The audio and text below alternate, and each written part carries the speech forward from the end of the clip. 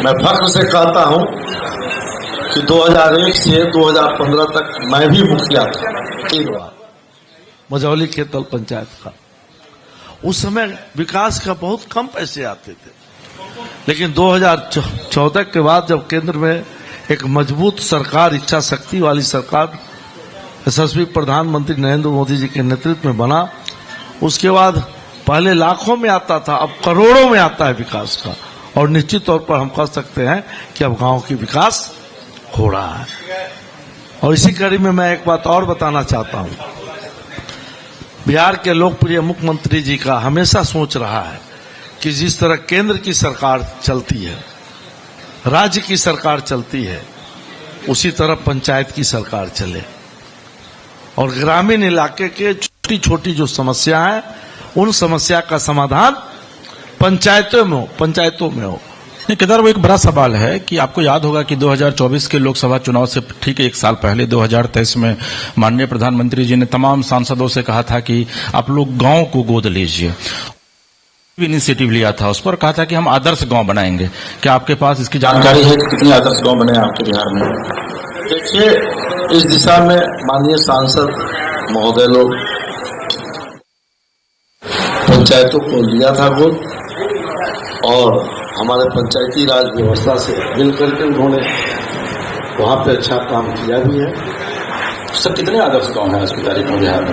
देखिए, यह तो निश्चित तौर पर हम नहीं बता सकते हैं कि इतना ही पंचायत है, क्योंकि उसका डाटा मेरे पास अभी पूरा नहीं है, लेकिन काम हुआ हमारे विभाग से मिलकर के। बहुत ऐसे, यह भी नहीं कह सकते हैं कि सारे सांसद ने उसमें रुचि लिया, लेकिन जिन लोगों ने रुचि लिया पंचायती राज विभाग उनको सहयोग करके वहां अच्छा काम कराने का। केदार, वो एक बड़ा महत्वपूर्ण सवाल है। अभी हाल के दिनों में आप लोगों ने तमाम मुखिया को फ्री कर दिया है कि भाई सभी लोग अब हथियार का लाइसेंस लेंगे।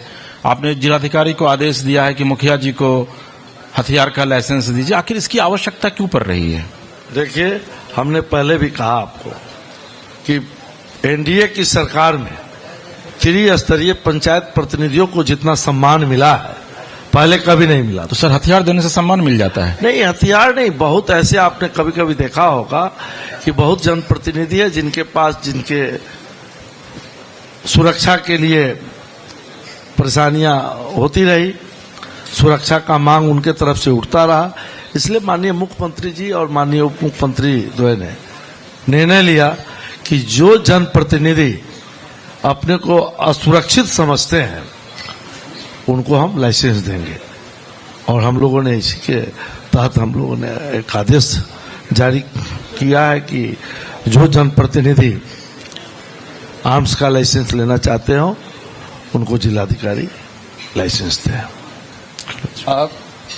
जी, समीकरणों की बात होती है, चुनाव में समीकरण की बात होती है, और कितना भी इनकार करें हम लोग, चुनावी समीकरणों में जो सबसे बड़ा रोल होता है वो जाति का होता है, जाति वर्ग का होता है, जाति समाज। तो आपका जो समाज है, कानू हलवाई समाज, वो अपने प्रतिनिधित्व से क्या संतुष्ट है? एनडीए में, भाजपा में आप हैं, आपके हैं, तो ये 2 प्रतिनिधि मुझे दिखते हैं एनडीए की तरफ से। क्या आपको लगता है कि ये काफी है? आपके समाज को मिल गया है। केदार गुप्ता जो है वो मंत्री बन गए हैं, कुर्नी से विधानसभा पहुंच चुके हैं, मंत्री भी बन गए हैं, तो आपके समाज को रिप्रेजेंटेशन मिल गया है। देखिए, हम जिस पार्टी से आते हैं उस पार्टी का मूल मंत्र है सबका साथ, सबका विकास, सबका विश्वास और सबका प्रयास। इसीलिए तो कह रहा हूं कि आपका विकास हुआ। और माननीय मुख्यमंत्री जी भी कहते हैं न्याय के साथ विकास। तो न्याय के साथ के विकास का मतलब होता है सभी जाति, सभी धर्म, सभी वर्ग का समान रूप से मुख्य धारा में लाना, और उसके लिए काम भी करते हैं। यह बात सही है, निश्चित तौर पर है कि कानू हलवाई समाज की 3% आबादी माननीय मुख्यमंत्री जी जो गणना भी करा है उसमें है। और ये बात भी सही है कि भारतीय जनता पार्टी ही कानू हलवाई समाज को सम्मान देने का काम किया है। जैसे आपने कहा कि एक आप है, एक और प्रमोद जी मोतिहारी से विधायक हैं। निश्चित तौर पर अगर सही मायने में आजादी के बाद अगर किसी ने सम्मान देने का काम किया तो भारतीय जनता पार्टी है। मतलब दिल से कह रहे हैं? नहीं, ये बात फैक्ट है। मैंने पहले कहा कि 3% की आबादी है इसकी, मतलब दिल से है केदार नहीं, हम लोग तो कहे नहीं, हम लोग राष्ट्रवादी पार्टी है। बहुत जात पात में विश्वास करने वाले लोग नहीं है, हम लोग राष्ट्रवादी लोग हैं, राष्ट्र सर्वोपरि, फिर पार्टी है, फिर की बात करते हैं। लेकिन ये बात फिर फैक्ट है कि अगर कानून वाले को कोई सम्मान दिया है तो भारतीय जनता पार्टी दिया है। आरजेडी वाले ने बैकवर्ड फॉरवर्ड करा करके वोट ले लिया करते थे, लेकिन उन्होंने कभी सरकारी कमेटी तक में नहीं रखा। नहीं, ये तो आंकड़ों के हिसाब से आप जो है वो गलत जानकारी दे रहे हैं कि आपके भाजपा से 2 लोग हैं आपके समाज से, तो आरजेडी की तरफ से भी, आरजेडी जो गठबंधन है, आपकी जगह आरजेडी नहीं, आरजेडी गठबंधन यानी माले की तरफ से भी तो आपके समाज के लोग हैं। ये बात सही है, तो बराबर है, 2-2 की बराबरी हो गई है। माले से तो है, सही बात है, कैसे कह रहे हैं कि लेकिन मुख्य भूमिका में जो सम्मान दिया आपके समाज को, आरजेडी मुख्य भूमिका में रही और 90 से 2005 तक रही, लेकिन वोट लेने का काम किया, लेकिन कहीं सरकारी कमेटी में भी लोगों ने नहीं डाला। और आज निश्चित तौर पर आप कह रहे हैं तो मेरा शीर्ष नेतृत्व से अभी कानून हलवाई अधिकार नहीं हुआ था।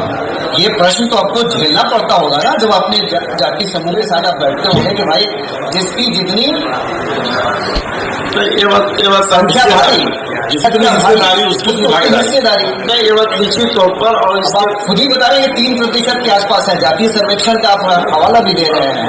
नहीं, अभी कानून हलवाई अधिकार नहीं हुआ था मिलर हाई स्कूल, और यहाँ जो बिहार स्तर से जो लोग जुटे थे और सब भाजपा में थे, एनडीए में थे, उन लोगों ने शीर्ष नेतृत्व से मांग भी किया था।